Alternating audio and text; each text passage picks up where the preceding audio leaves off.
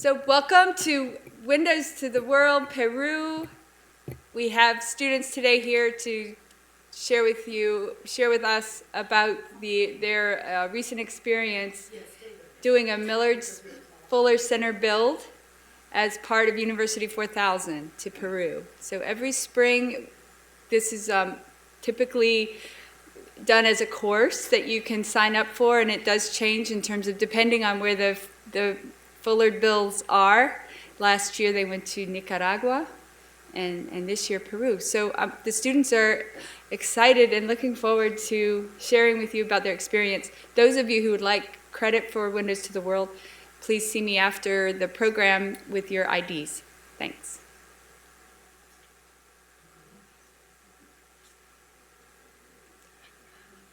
Thank you, Sarah. My name is Catalina Casaro, and I teach in exercise science and wellness. And the partner in crime was Dr. Nedelka Yordanova, chemistry department. We are the two faculty leaders for University 4000 this year. Dr. Yordanova is on her second trip to Peru, and she has some other experiences, such as taking a group of students to Bulgaria and El Salvador. Is that correct? But Dr. Yordanova and I, we're going to present on Fuller Center, the partnership that exists between Georgia Southwestern University, Georgia Southwestern State University, and Fuller Center, that headquarters are here in Americus, Georgia. Some of you might not know that. And those are our students. They're going to present on the areas of concentration. We have students from exercise science and wellness major, nursing, sociology, psychology. So I'm just going to go ahead and start. What was the purpose of this class, and what we have covered during this class. So the purpose of this class was to expose our students to different cultures. So our students is you guys, GSW students. Most of you, how many of you have traveled before outside of the country? Raise your hand if you have. So probably half of you have traveled outside of the continent of USA. But this is a great opportunity for our students to engage themselves in a service learning course. The service part was, we have built houses in La Florida, Peru for about 3 days. Yes, we did construction work, we're very proud of it. It was hard work, labor, and I think we serve the people of Peru very well, and also that community. The Fuller Center donating part of our trip money towards the materials, and then in return, the owners of the house, they're going to have a small payment this way. They're going to afford to have nice condition livings, if you want to say that, not the US standard, but also nevertheless where they can have a roof over their heads, and also be able to have a household where there are about 2 bedrooms, 1 kitchen, something like that. It's very simple, but nevertheless important to them. So part of the University 4000, part of the first part of the class, we kind of, with Dr. Yordanova's leadership, we talked about previous experiences, culture. We kind of prepared our students how they're going to interact with the expectations in Peru. And then the second part was during the spring break, 2016, we traveled to Peru for about 10 days, and the students experienced the culture firsthand. A Fuller Center for Housing, again, the headquarters here is in Americus, Georgia. It's a partnership with the university for a long period of time. Other groups took students to El Salvador, Peru, and other countries. Students had the opportunity to visit, experience the culture, have hands-on experiences. Okay. This is an example of family that actually this took place in previous trip with Dr. Yordanova. Usually this is the average household, if you say, in Peru, and this, with the help of Fuller Center, they're willing to provide housing. As you can see, the construction is very sturdy. This is reed panels, where people actually have one room, or families of 7, 8. Actually, we built a house for a family of 8 members or 7 members that actually used to live in a household like this. Fuller Center, just only in La Florida, Peru, they have turning to key or towards the homeowners about 60 homes that those people can enjoy, and also their families as well. So these are a little bit of quotes, or some quotes saying that students who actually are exposed to intercultural experiences, they're going to learn how to better communicate to different cultures, and also it's going to be a greater predictor for international communication skills. So acknowledgement, Dr. Yordanova.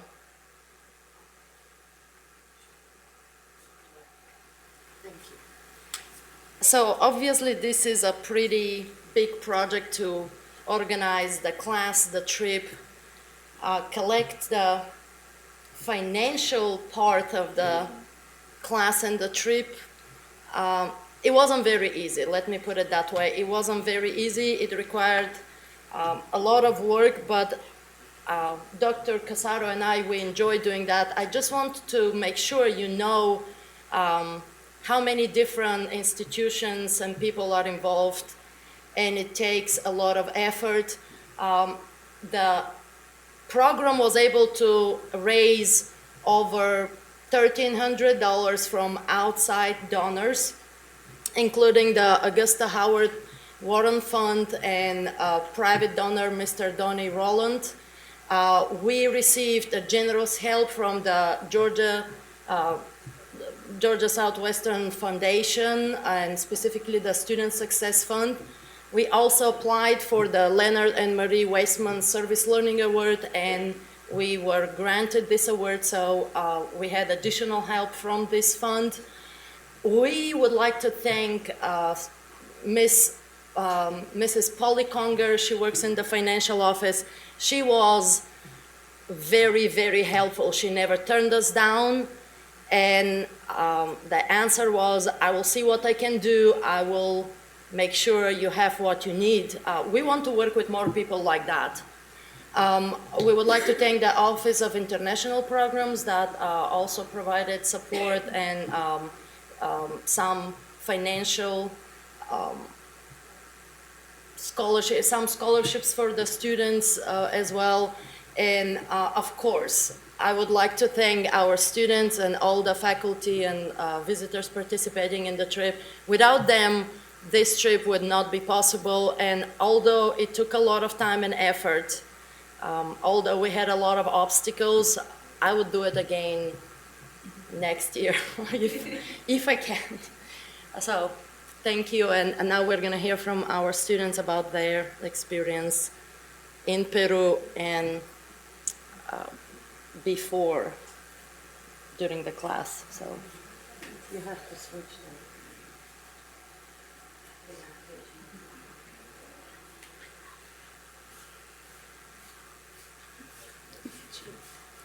How could you go that way? That we got back with each other.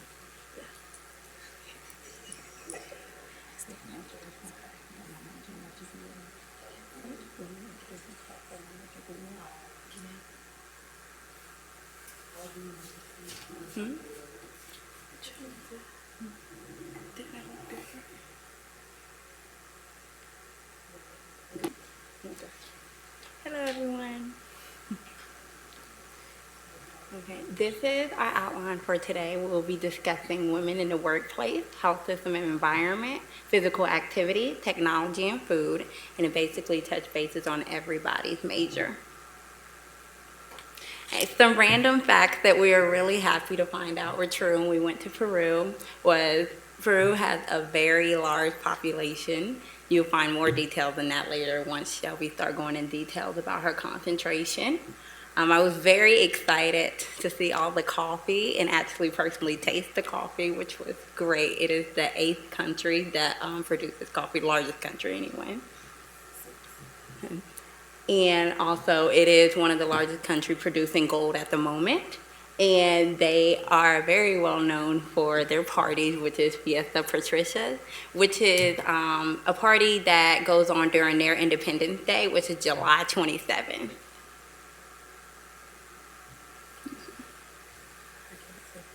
Okay, my name is Kim Yada, and my major is sociology, so I wanted to focus more on the quality of the women actually in the workplace. So according to the International Finance Corporation and the World Bank in 2012, only 35% of the women were considered full-time workers, and compared to our research, women were known to work very long hours during the day and to be very popular in the agricultural industry. And right here is a picture of Aaliyah, who went with us, and she met a girl on the bus who was traveling with us from Peru to La Florida, which is about 3 hours maybe away. And it went along with the research of how sometimes women have to travel very long distance in order to provide for their family, because she went to actually Lima to work for 2 hours and then to travel back home to be with her family. Okay. Going off of what Kimietta said, my major is psychology, so I study the psychological aspect of it, which is basically their mindset and their perspective on it. Because Americans, North American, looking in, we see, oh, this is wrong, this is hard work, but because they have grown up, they're so used to what they do, and they're used to making the blanket, carrying it around. They make the blankets to put all the material in. They carry a large amount at the time, and they work from maybe like 8 a.m. to 10 p.m. And they actually start women off at a very young age. Actually was able to take some pictures. It's a young little girl in the street right here, just waiting for her mother to come back. It was really hard to kind of walk and just snap through. But I really wanted to give you guys the realistic effect of the women in Peru, because some of these areas, this right here was in Cusco, and this right here was in Lima. It was really hard to get areas in La Florida, but you guys will see that later on. But it is mainly women that do not necessarily the hard work, but mainly the pretty items that you see, the bag, the purses, the pouches for pencils and everything. Oh, and this young lady right here, we got to talk to her as well, and she's been working there for a while, and she was willing to take a picture with us. And I tried to talk to a lot of them. It was really hard, but I didn't think the language barrier would be that big, which it wasn't. We got to talk a little bit, with them not knowing English. And off of what Kimietta said about the woman on the bus with Aaliyah, there was also another woman when we was traveling back and forth from the campsite to build in La Florida. A woman, she was 17 years old. She didn't know a lick of English, guys. But it was really exciting trying to teach her English. I didn't even know she was interested in learning English until actually our translator told us that she's trying to go to college and everything. But what she usually do is follow her uncle or her dad on the bus every day that he travels, and she just sits on there. Even when it's time to go eat, she has to watch the bus because they never want anything to happen to the bus. And of course, us looking in, we're like, oh, that's horrible. But to them, it's what they're used to, what they're supposed to do. It's their role in society. And that was my take on it.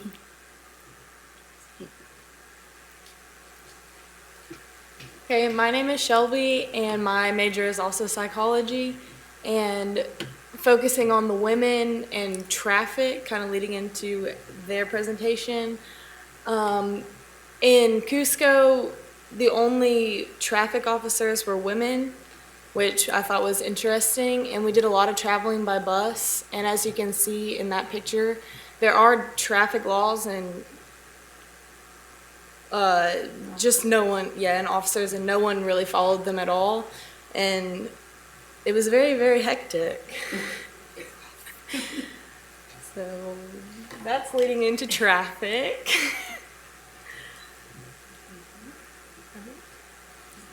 these are just some pictures of our experience so far. You can see we are dirty but happy. It was a great experience because I know earlier they asked, did anybody else ever been out the country? It was personally my first time. And mine. It's her as well. So it was definitely an eye-opening experience that I would definitely do again.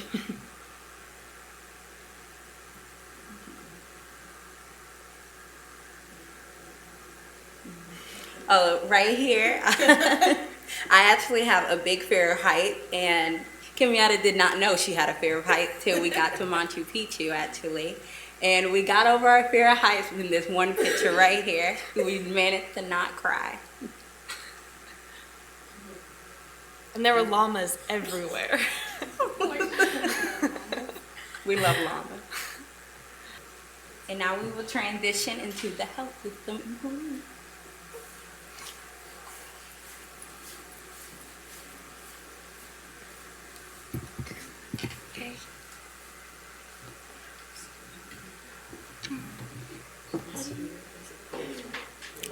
Okay. Okay. Okay. Hi, my name is Kathy Chan. I'm from Taiwan, and my major is psychology in GSW, but I do have a previous major in nursing when I was in Taiwan. And today we were going to talk about the health system and their environment and their major problem in the place La Florida. So the first one, just a small outline, like we talk about the problem and system, and also that will combine with our experience in there. So I'm sorry. So the first slide, we talk about generally introduce what is their biggest problem there. So from the statistic of World Health Organization in 2000. Actually, this data was around 2013, but it presented in 2015. And they say the mortality rate in Peru is around 17. It seems like not very high, but in United States, that's only 7. So that was twice higher than here. So, and also we talk about in that 17, the 80% of the deaths actually is from the infectious disease. So you can see the chart here. Actually, here is the blue part is the infectious disease, and also the light blue part is especially in waterborne disease. So here, do you see the picture? Picture is the water. They use this kind of water to drink. And you can see the degrees of to get the waterborne infectious disease is very high. Every 2,500 people was die per year because the infectious rate. And I would say that something like you think 2,500 probably is not as much imagine you have, but I will just give you an example. In United States, the last time have a water infectious breakout is in 2004, and at that time only have 53,000 people get infected, but only 51 people die with the disease. But they died 2,500 people would die there every year, and so so that's why the major problem we focus is about the water. So I list 3 major symptoms. The first one is diarrhea. The second one is dehydration. It's because when you diarrhea too much, you throw up, you lose a lot of water and electrolytes. So that's cause your dehydration. And also the infectious symptom, that would be the fever, will be very easy to see. So we can introduce a little bit. This is the picture that where they live, and that's the family that Fuller Center was helped build the house.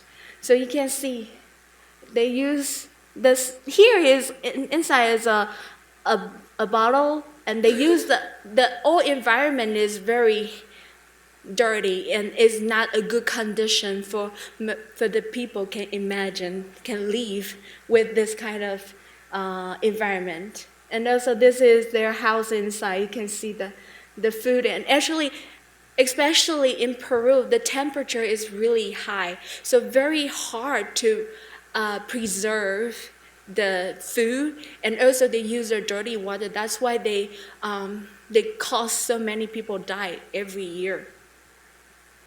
And this is the toilet. I'm sorry because the light cannot see, but you can see the water is generally is just very dirty. And for our invention for this, we talk about today do the project, and I'm very happy that my partner and the people in Peru was helping me to do this. You can see this one is the water filter, homemade water filter, and all the material was collected, except the activate carbon. Other things is collected in Peru, so that would be possible for them to make the filter inside in their house. So I will later on I will introduce how to make this one. And we got the chance to present in La Florida, which is the campsite. We stay for 3 days. We present to the people there, the local people there. And also we got the chance to present in the local clinic to teach them how to make the water filter. And I'm sorry, I didn't, because we made a big poster with Spanish. And that poster is not made in United States. That was the people there helped me to do that.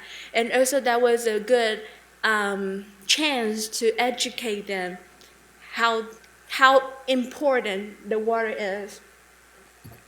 So actually this is pretty easy. We only need the material we need, only the plastic bottle and sand, rocks, and activated carbon and cotton. Why I need to tell, actually, the first question they asked me about the water filter is that very expensive? And the answer is not, because every material that you can grab on the ground. But the thing is that you grab the sand on the ground, you have to wash it until that was really clean, then you can use it. And about the activated carbon, they never heard about this, but the thing, I asked the local host and our tour guide.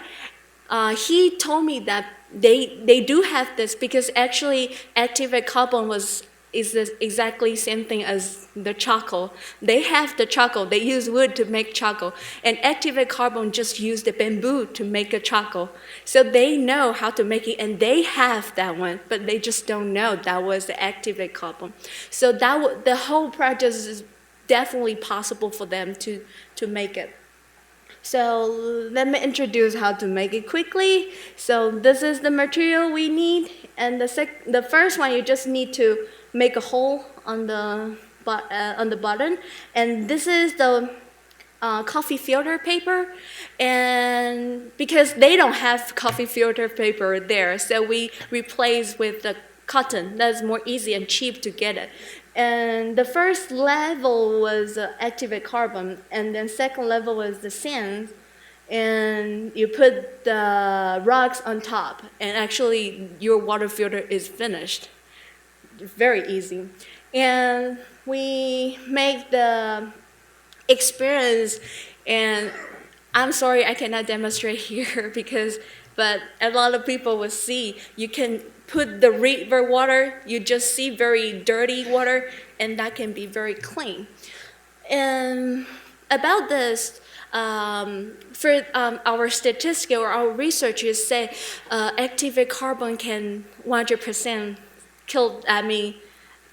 absorb the bacteria, but I won't say that for them. So I told them that was only 80% safe, because we don't know what their dirty water have. Because here people put chlorine chlorine in the water, but they don't have that one. So it's not the same level. So I told them, even you filter the water first, you still have to cook it, and that will become safe to drink. And also we talk about the health system in Peru. And the health system in Peru was a socialist, which means the public clinic or public hospital in Peru is free for everybody. If you are Peruvian, you can go to the hospital. But the thing is that they are not as high quality as the United States. So the machine they have is very basic, and also they don't really have a good system. For example, they don't have the good emergency system. Here we know we can call 911 and ambulance will come, even though it's expensive. But I mean, you don't have something to call. No. And one clinic with another one clinic was in different area.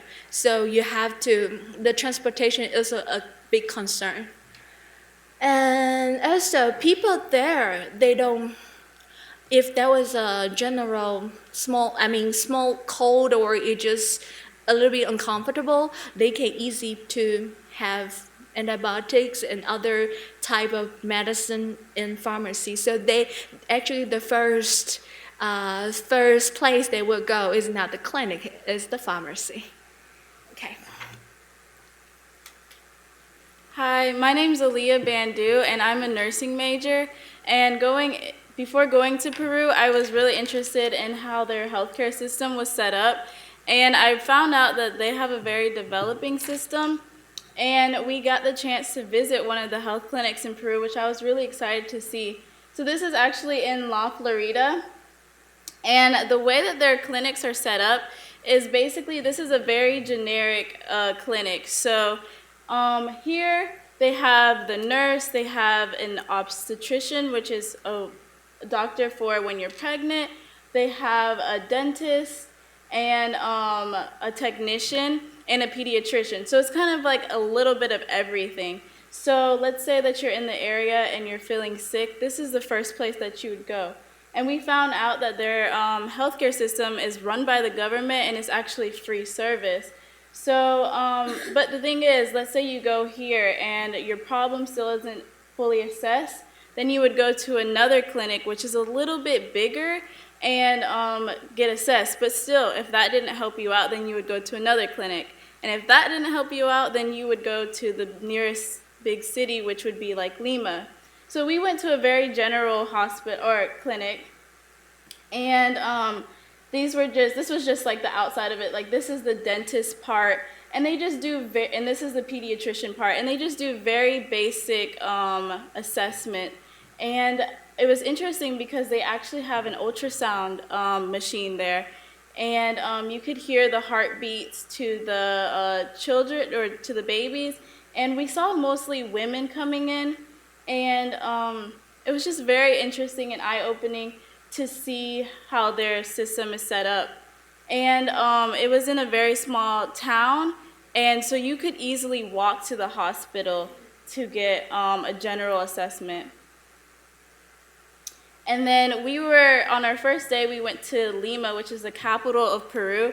And I took a picture of this because I noticed that when we were driving through a street, there were sunglasses stores everywhere, sunglasses and prescription glasses. So I managed to take one picture of them, and it was just like the whole street, and then the whole other street was full of sunglasses. And so I kind of just made a little assumption, like maybe that they're having a lot of problems with eyes. And so I kind of think maybe this could be because of the dust, because it's very dusty there, the smoke, and then just the general lack of eye care, because like I said, they are developing in the medical area. And so maybe they do have a problem with eyes, and the nearest place to go to get your eyes assessed would be in the capital, which is Lima. So I thought that was very interesting. And then I managed to take a picture of a dialysis clinic.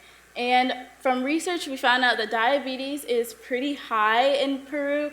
estimated to be 7,700 deaths in a year, which is pretty high compared to the United States, and also from kidney failure and bacterial or helminth infections. And helminth is just a fancy word for saying a worm infection, and this can be acquired through dirty water or contaminated water. And we also found out that you're not allowed to drink the water in Peru, like the sink water, and they've been on the same water system since 1920. So they haven't updated their water system, so there's a lot of improvement that needs to be done with that. So it's not safe to drink the water. And actually, the first thing that I was scared about when I went there was brushing my teeth. I was extremely scared, but I just got over it. And then besides the medical part, I thought it was interesting to to look into the religious aspect in Peru. And so this was in Lima, and it's very interesting. This is a cathedral. Both of these pictures are from the same cathedral, and this is one side, and then this is the other side. And if you look at the detail, the architecture is very ornate and beautiful. And I thought it was interesting because this was actually a church service. So they have it open to the public, and you're allowed to go walk in, take pictures, explore. But they're actually, if you can see right here, they're actually taking communion. So I was kind of like, oh, like, I don't think I should be here because, like, they're having a public or a service, and it was kind of cool to see, like, how the public was able to go in. And then this is a Jesus statue, and it's like, this isn't the original. The original is called Rio de Janeiro, and this is a Peruvian version of it. And we were in Cusco, and this was about like a few miles away, but you can see it lit up, and it was really interesting. And actually, this was on the week of Holy Week, which is Peruvians' version of Easter. So this was a Friday night, and you can't really see in the picture, but there was a lot of people out in the city of Cusco celebrating, and it was a really nice experience to see them celebrating one of their holidays. And then another thing that I found interesting when I was there was people were really interested in my hair, and then, so I had twists in my hair, Daisha had twists, and Kimyana had twists, and they were just very interested in our hair. And so this is a little girl, she was like, what is this? So I thought that was really funny. And yeah.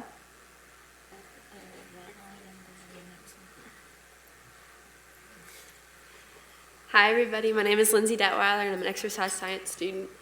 And my focus was physical activity and looking at how they interact and how they live their lives. And I found that physical inactivity was one out of the 5 most prevalent ill health and premature deaths for Latin America. And so going in, I made sure to look at how they interacted with each other, how the students or the children spent their time after school, how they got around, how they traveled, different things like that. And so this first picture was going through the cities. As we were going, I found that I saw a lot of basketball courts. And not only basketball courts, I never saw an actual game going on, but I did see a makeshift soccer field where kids were playing after school and just having a great time.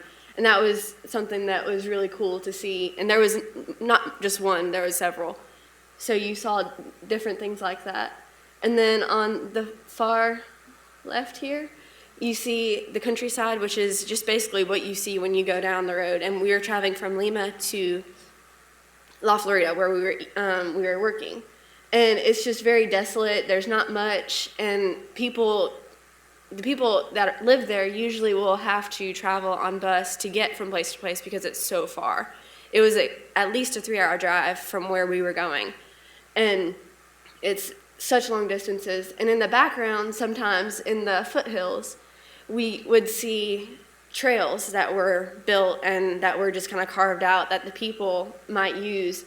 And you can imagine they're in the foothills, it's rocky, it's dangerous.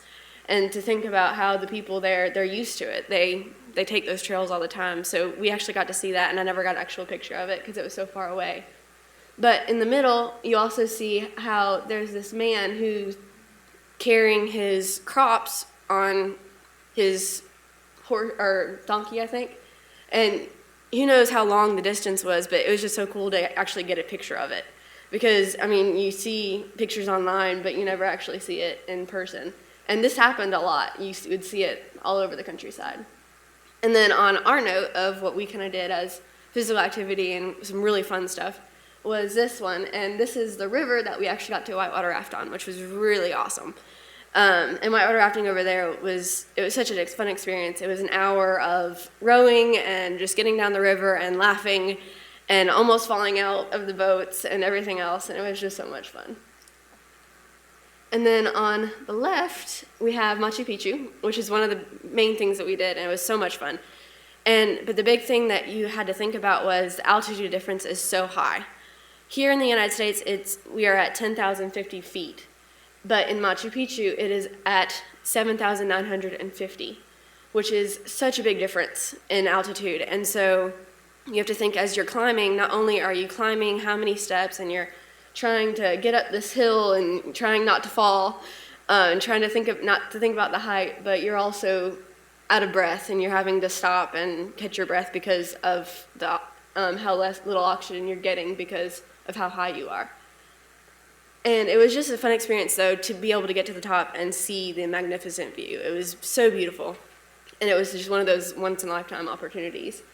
And then in the middle, and on the right here, you see Lima in the middle, and that was downtown Lima where we got to walk around the first day. We got to shop and just see all the beautiful sights, and it's just miles and miles of walking and shops and food and all kinds of stuff, and it was just so cool to see the scenery, and it's such a scenic place. And then on the right here is Cusco, and Cusco was even higher than Machu Picchu. Cusco was actually at 11,000 feet above sea level, which was so high, and that was the first day that we actually got to Cusco before Machu Picchu, and it was such a shock for us. Like, we weren't expecting it at all, and many of us had the stomach sicknesses. Not necessarily sick, but just feeling really upset.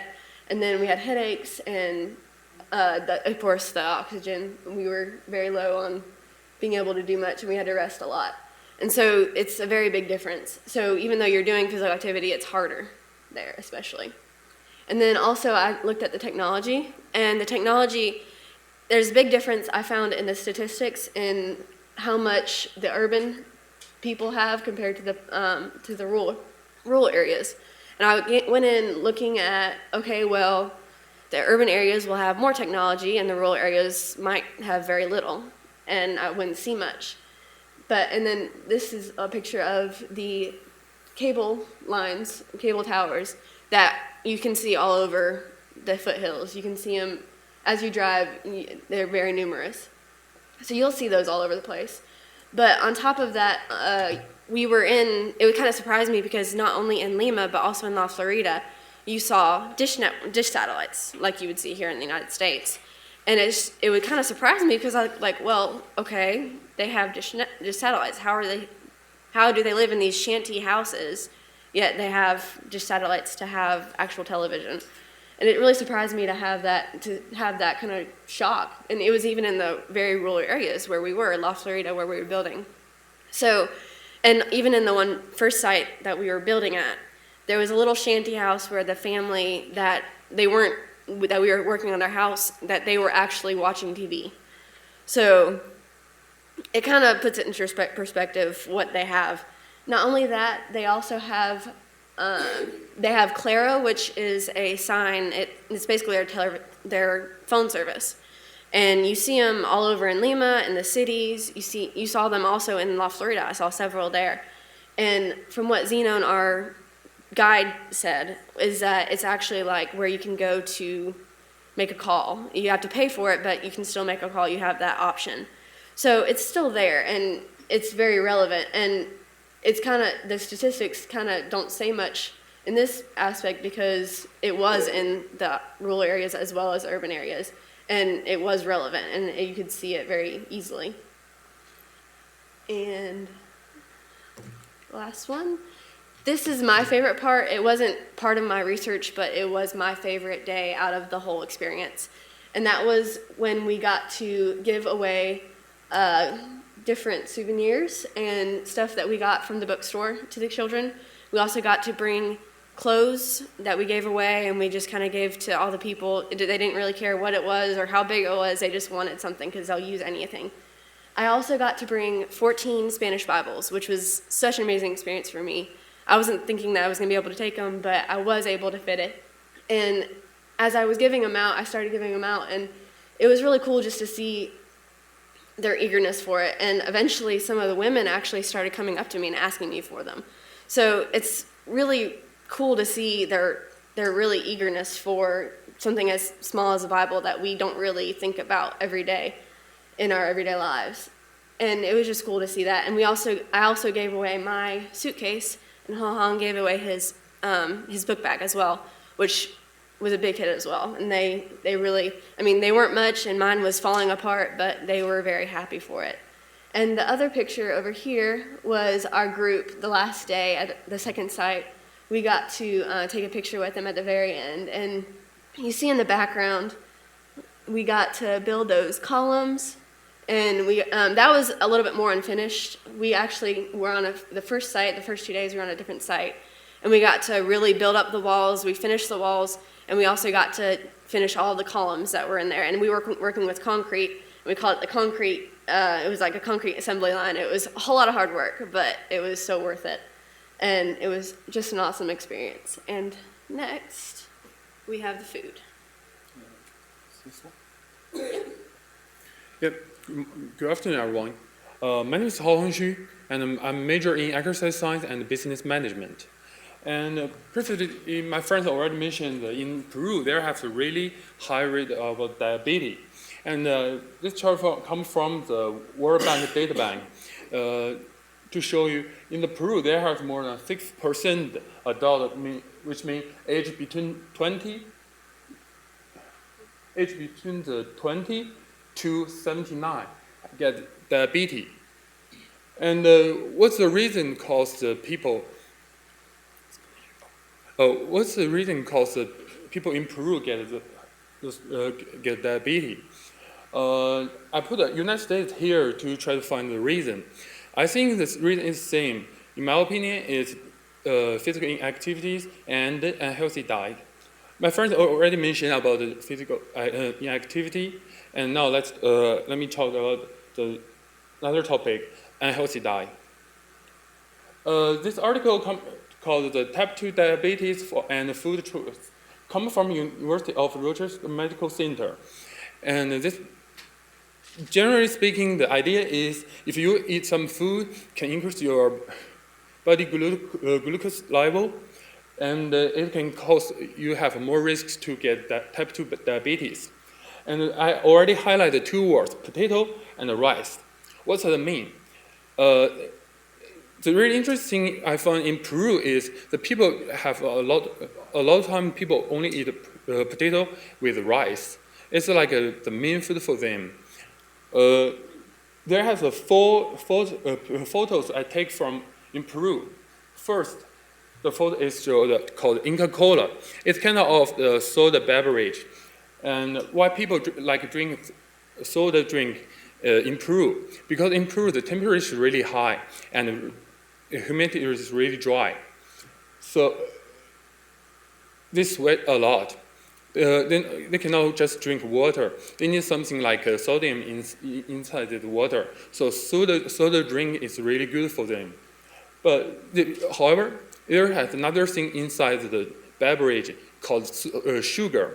It can really easy to increase your blood glucose level.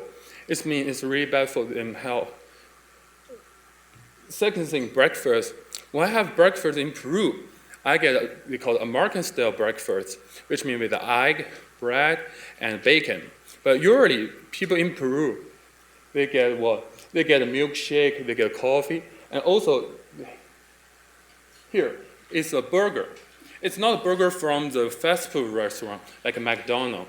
It's a real burger. It's a huge burger. And other people get what? Steak. They have steak in the breakfast. The side usually gonna be rice and potato. For their lunch and dinner, I give you an example from my experience. That's a Sunday. After I drive the four-wheeler, I walk back, I look over all the stores on the street side. It's about noon. So a lot of the store owners, their family have lunch. I thought the really interesting thing is, in their dishes, they only get what? They only get mashed potato and rice. Less people. It's kind of like the normal for the normal Peru.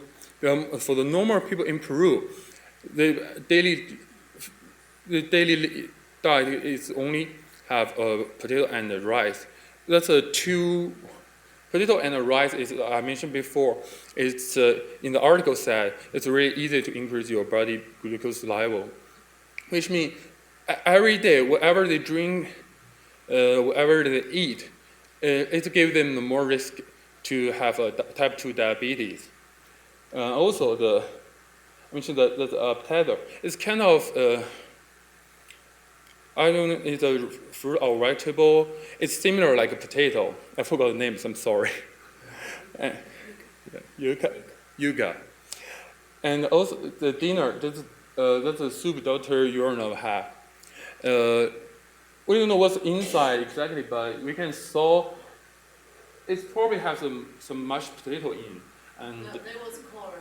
Corn. Was this big corn that we don't have. Oh. But shrimp, corn, maybe some potatoes, yeah. But Yeah. And it's really easy to, everything they eat every day, it's really, it can give them a more risk to get type 2 diabetes. So what we can learn from the Peru from this trip, I think is for our body health, please work out every day and eat healthy. Thank you. If anybody has questions, we'll take them now. Oh. And these are just some pictures that can show you from our adventure.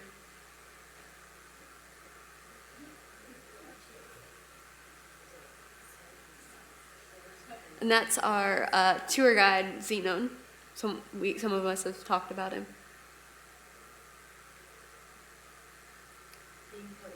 Those were the Inca roads that we actually got to stop and look at. Some of the children and Shelby with her llama. I think that's it.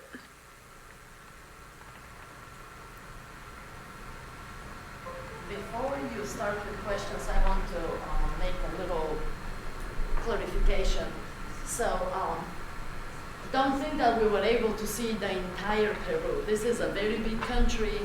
We visited actually very few cities. Just to get an idea, on the east coast, where it's very dry, very dusty, and no vegetation whatsoever, if you're away from the river. On the river valleys, they grow everything, is very agricultural, but if you move a little bit away from the river, it's absolutely dry. That is not the entire country though. If you move, when we went to Cusco and to Machu Picchu, it's high in the mountains, it's all green and luscious, is completely different. Just to, not to get the idea that Peru is all what you saw here on the pictures. Also, we visited Lima, which is the capital. Then we went to a bigger city, Canete, and from there we went to La Florida, which is the little, which I would call city, town, whatever you want to call it, village / where we worked, where there are no asphalt roads, only dirt roads, no pretty much running water. But that's not, again, the entire Peru. They have everything in the capital that you can imagine, everything that you have here. Maybe, yes, the quality of water might not be the same, but all the amenities that you have here, they have them in the bigger cities. So it's not that bad if you would think, oh my God, our students suffered. No, they don't. They did not. They had a lot of fun. Just a little clarifications then.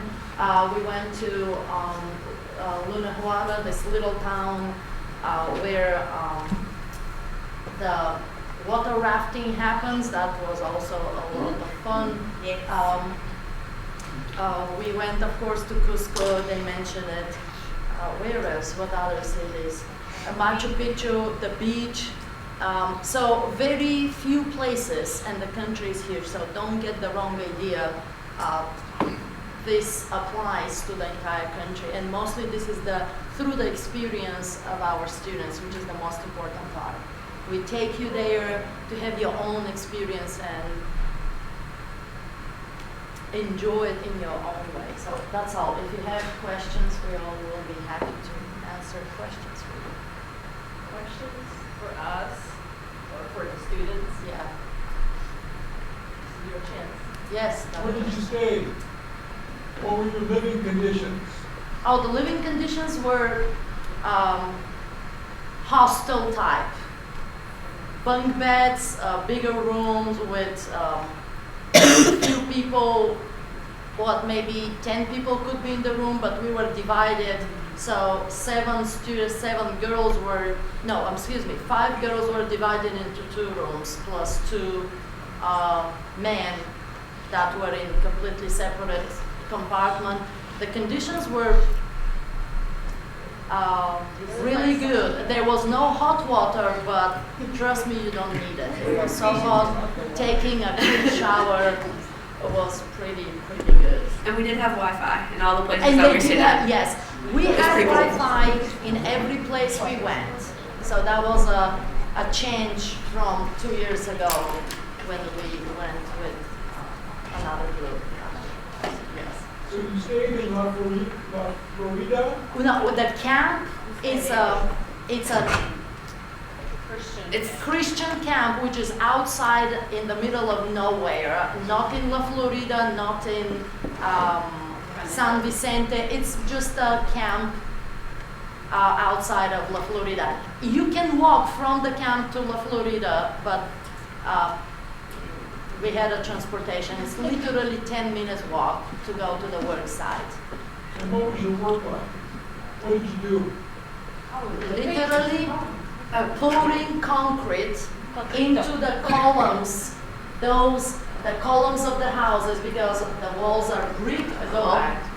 The walls are brick, and you have concrete columns that will support the house. So we had to construct the wood to put it there, to have the mold ready, and then we pour the concrete into the columns. And that was made, of course there were additional work. Few girls built one of those, or most of it, of those brick walls. Other supportive works like making the panels for the columns, etc., but mostly mixing the concrete, carrying it, and pouring it into the molds for the columns. So the work was pretty hard, I would say, and I have to mention, I'm really, really proud of all of our students. They worked really hard, nobody complained, but they also got the instructions that no complaints will be taken. They knew even if they complained, there would be, really big effect of it. But yeah, they worked really hard. The work was serious. I think the first day we finished with 5 columns of the building and 2 walls. One wall. But one wall with 5 columns in one day. And that might seem very little, but in order to fill up one of those columns, you have to make 2.5 mixers of concrete, which all happens manually. The only machine that we had is the actual mixer that will mix the water, cement, and the gravel, but you have to take it manually from it and carry it manually, pour it manually, everything. Any other questions? Now, you're not gonna get full credits if you don't ask questions.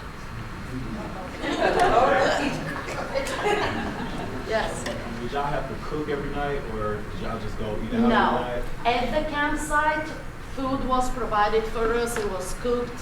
We had breakfast, lunch, and dinner. And when we traveled, we were just choosing whatever we want to eat at whatever place we want to eat. And you know, all the students were free to eat whatever they want to eat. But we did not have to do our own cooking. Okay, so it's safe to say that the water is clean and legal to drink? They were not advising it. They said it's fine to brush your teeth and everything. And bottled water is available everywhere. So just to be on the safe side, we had bottled water and the students bought it whenever they needed extra. So so far, I don't know. There were problems with the students when we came to America a few days after. We did not have any stomach problems there. Yeah, I'm sorry, I forgot. We had one problem, but she got better the next day because she knew if she's not better, she would not be able to go to Machu Picchu. Yes. And for this question, because I talked to the local host to do a little bit of research on their water system, and actually they have two separate water filters. One is for the exactly what I meant, but biggest version to fill the water first, and then they got the filter from United States, the very fancy one, expensive one, to fill the second time, and then you get. So that's why we can be safe to take a shower or brush the teeth, and that would be no problem with that. And also in the water, they also add the chlorine inside.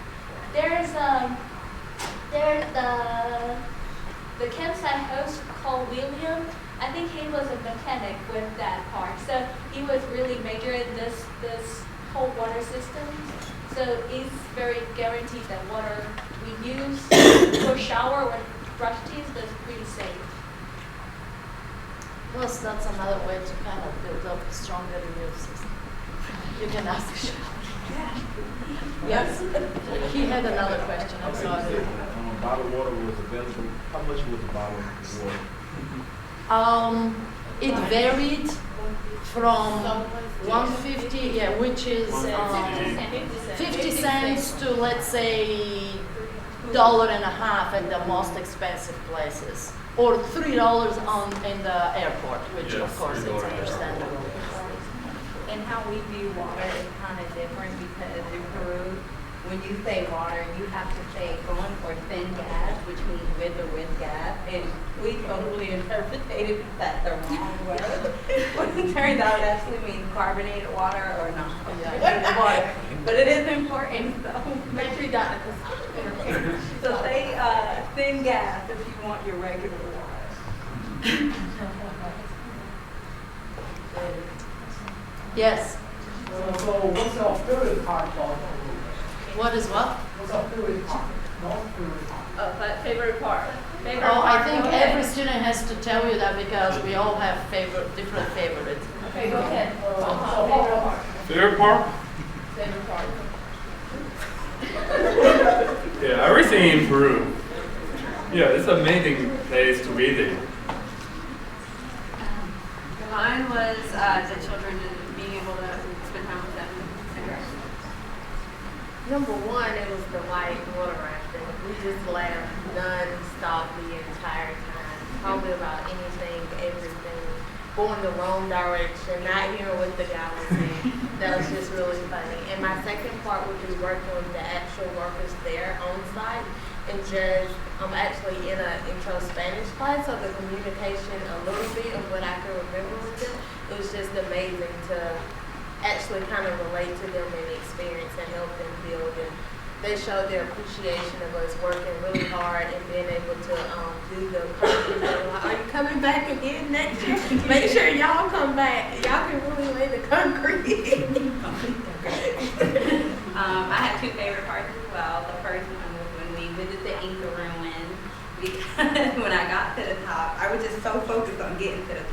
I didn't realize I was up there. And then I had a panic attack, but it was really nice because, people actually started helping me. Like, it's okay, you made it. And my second favorite part, I think, is really just the overall getting to know everybody, because I really didn't know anybody except for Kipiana, and actually the professors as well, because I never had them as a professor, so it was just really nice getting to know them and actually laughing. It was like a camp at night. We just laughed about our hard work and just silly things.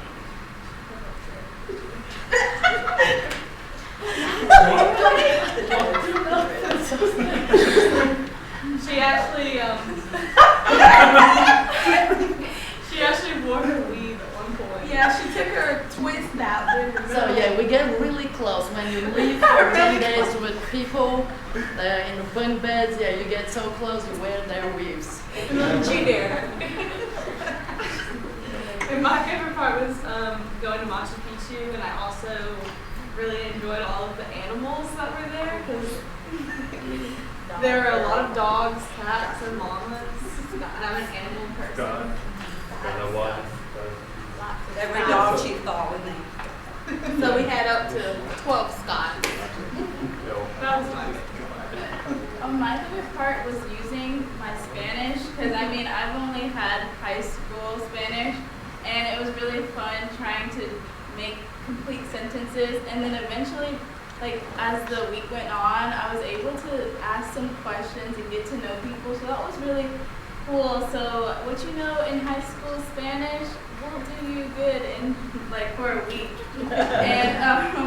And then bonding with everyone on the trip, it was really fun, and we were just laughing the whole trip. So it was really fun getting to know everyone.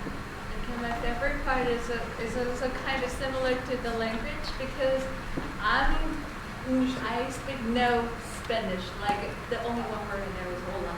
And now and I mentioned about that I do the poster in our campsite, and which is I think it was a service that somebody worked at, the Peruvian work in the campsite, helped me do that. And how we communicated is I use my notebook and draw water, I draw water, the mountain, I draw mountain, and they help me to translate. So which is, I'm learning a lot, you don't have to know their language, but you can communicate with them, because you just, put yourself in front and try your body language, everything you try, and then you got the chance to communicate with those people, which is a very precious experience thing. Yeah, so you guys mentioned the living environment improves that, but how about the education environment? How many people with education? Yeah, and how many ways they can get free education? Education probably is free, being a socialist country, I assume. So again, we're there to do a service learning experience, University 4000, to the Fuller Center. That particular question was not assessed, but there were a lot of universities. There are a lot of universities. You can see them when we travel. They were 4, 5, 6 maybe only in Lima when we travel. Of course, we don't know them all, but our calls will say, oh, this is the Catholic university, this is whatever university. So they're available. The kids go to school every day because we had to wait for them to finish school at 2. So to have the little presents and donations for them. They all had uniforms and well dressed. In La Florida, we don't know how the other schools are. It is there, it's available, but I'm sure if the family needs more working hands, maybe young kids would have to work as well. But it looks like that they're moderately literate. I'm not sure about the statistics there, but it's all there. So what's the big difference between Southern American and Peru in the culture side? Number one is a Latin American country, so they're doing things a little bit slower, right? They might not be on time. The flight from Lima to Cusco is delayed twice. So they might not be on time, fashionable late. Anything that you can think of on Latin America that they're doing it, but definitely, it's a cultural experience and we have enjoyed it. But I would say the main difference for me is they're more like a community. In America, I feel people are more individualistically oriented, and over there they still need the support of the community to survive and live a normal life. Otherwise, in some of the living conditions, if you don't have the support of a community, it's not possible to really survive and be sane. That is, I think, for me, the biggest difference. But yeah, we had some, little stretch in the time when we had to go somewhere or travel or wait for people, but nothing. Any other questions? Yes. A question for the students. I get the feeling this was a pretty good horizon broadening opportunity for many of you.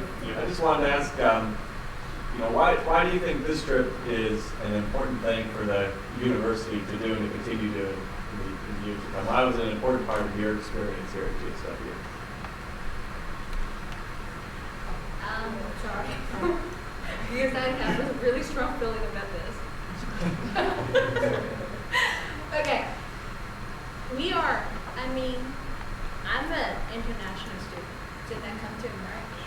And now I use this program to go to another country, which is a very, very rare chance that I have I graduated in Taiwan. We don't have that one in Taiwan. And this is a very unique program that you can pay not really much, a lot of money to see the world. And also, it's very, I would say it's a challenge, like Dr. Yordanova always said, you go out to your comfort zone.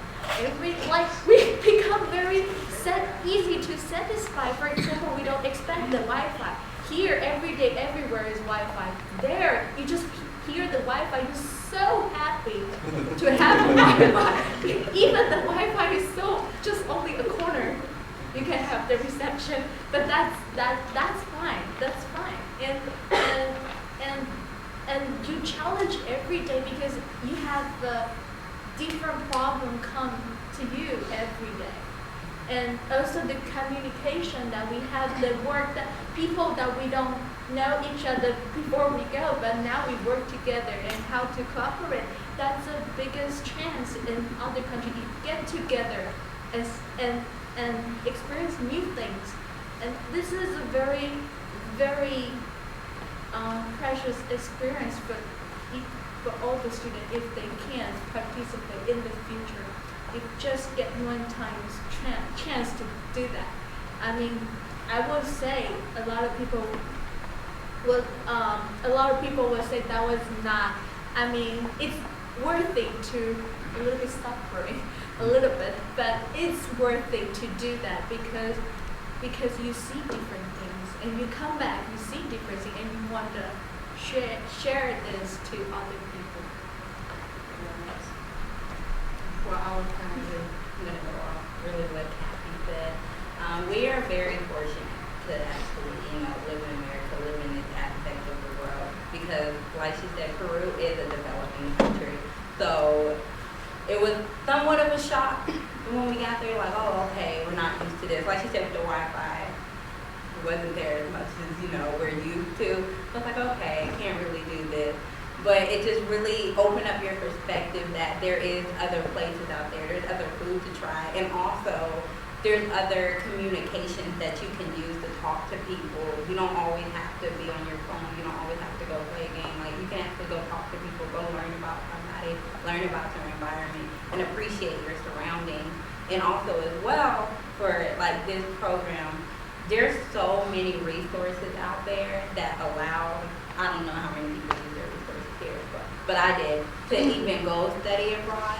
But if you think about people in Peru, like, what if they don't get the chance to go visit the United States or go to Bulgaria or Romania? If you just take the chances you have and don't be lazy with it. That's one thing I definitely took from this trip. Don't complain. Appreciate what's around you and just be on time and just get out your comfort zone, like Kathy quoted. Yeah, I would definitely recommend this trip for anyone who's thinking about traveling with their job, because for me personally, I want to travel as a nurse, and so I wanted to go on this trip to see if that's really what I want to do. And from this trip, I realized that yeah, that is what I wanted to do, because there's a lot of need out there. Besides, like there's a lot of need in the medical field over there. And also, this was a very humbling trip. Like, we stayed in the campsite, and it was just very different from what we're used to. And I think that it's like important to understand, like, to compare like what life is like in America to other places in the world, because I realized that I was living in like an American bubble, and like it was nice to get outside of the bubble and really see how life can be in a different place. So, I mean, I'm not gonna lie, when we came back to America, I was really, really happy, and I was really appreciative of everything that we have. So I would really recommend it. For everything that we did, it was really affordable. It might seem like a big chunk of money at the beginning, but it's really worth it. So I think it's important. And yes, we will try to do it again. I'm already working on trying to find external funding even more. So anybody interested? If we go to Peru again, we will go to the rainforest this time, not Machu Picchu. We need to find connections there. We can start research. Any other questions, comments? So thank you all so much for the great presentation.